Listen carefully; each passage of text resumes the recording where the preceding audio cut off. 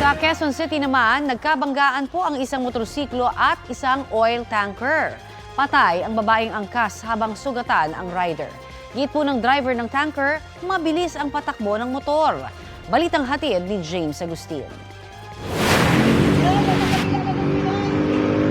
Wala nang buhay ang 22 anyos sa babaeng angkas ng isang motorsiklo nang datna ng kanyang mga kaanak sa Elliptical Road, Quezon City.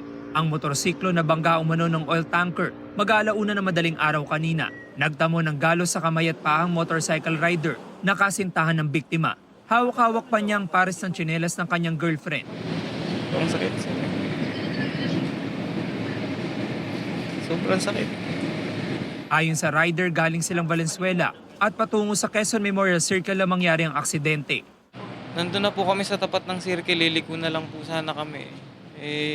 Hindi po nagdahan-dahan yung truck na nasa likod. Nakita naman po malayo pa lang po, nakasignal light na ako eh. Galing naman Valenzuela ang oil tanker na magde-deliver sana ng diesel sa Taytay, Rizal. Biglang sumulpot siya, tulin. Binusnahan ko na siya ng gusto. Tuloy-tuloy pa rin siya, hindi siya nag-respond. Umuwas ako eh. Tumama pa ako sa gutter eh, iniwas ko to eh. Labis ang paghihinagpis ng nanay at mga kaanak ng biktima. Ang tiyahin ng biktima hinarap pa ang driver ng oil tanker. Sana hindi na siya makalabas. Pagbayaran niya yun. Nasa kusodian ng QCPD Traffic Sector 3 ang driver ng oil tanker na maharap sa reklamong reckless imprudence resulting in homicide, damage to property at physical injury. James Agustin nagbabalita para sa GMA Integrated News.